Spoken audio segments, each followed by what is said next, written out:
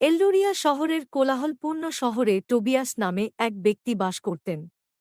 তিনি তার অটল সতার জন্য বহুদূরে পরিচিত ছিলেন, মহানগরের রুক্ষ রাস্তায় হীরার মতো বিরল বৈশিষ্ট্য।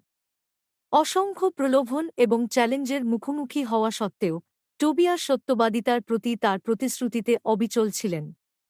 একদিন টোবিয়াস যখন ভিড়ের বাজারের মধ্য দিয়ে যাচ্ছিলেন, তখন তিনি মাটিতে পড়ে থাকা একটি ছোট থলিতে হোঁচট খেয়েছিলেন। কৌতূহলী হয়ে তিনি সেটি তুলে নিলেন এবং দেখতে পেলেন এটি স্বর্ণমুদ্রায় ভরা, যে কোনো মানুষের হৃদয়ে লোভ সৃষ্টি করার জন্য যথেষ্ট। কিন্তু ধন পকেটে করার পরিবর্তে টোবিয়াস তার সঠিক মালিককে খুঁজে বের করার সিদ্ধান্ত নিয়েছিলেন। তিনি স্টল থেকে স্টলে গিয়ে জিজ্ঞাসা করলেন কেউ স্বর্ণমুদ্রার থলি হারিয়েছে কিনা। অনেকে তার স্বর্ণতা নিয়ে উপহাস করেছিল, অন্যরা তাকে সন্দেহজনকভাবে দেখেছিল, ভাবছিল যে সে তাদের প্রতারণা করার চেষ্টা করছে কিনা। কিন্তু টোবিয়াস অধ্যবসায় রেখেছিলেন, তার প্রতিটি কথা এবং কাজের মাধ্যমে তার সৎ উদ্দেশ্য উজ্জ্বল ছিল। অবশেষে অনুসন্ধানের অনন্তকালের মতো মনে হওয়ার পরে টোবিয়াস একজন বয়স্ক ব্যবসায়ীকে উন্মত্তভাবে কিছু খুঁজছেন। যখন তিনি থলি এবং এর বিষয়বস্তু বর্ণনা করলেন, তখন বৃদ্ধের চোখ অবিশ্বাস ও কৃতজ্ঞতায় প্রশস্ত হয়ে গেল।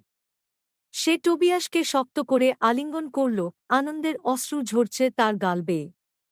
টোবিয়াসের সতার খবর সারা শহরে দাবানলের মতো ছড়িয়ে পড়ে, যারা তার গল্প শুনেছিল তাদের প্রশংসা ও শ্রদ্ধা অর্জন করেছিল।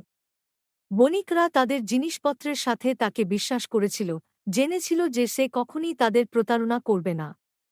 লোকেরা তার Located. পরামর্শ চেয়েছিল, জেনেছিল যে তিনি সত্য কথা বলবেন, তা যত কঠিনই হোক না কেন।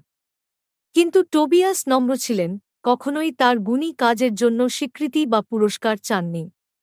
তার জন্য সবচেয়ে বড় ধন ছিল জ্ঞান, যে তিনি নিজের এবং তার নীতির প্রতি সত্য ছিলেন।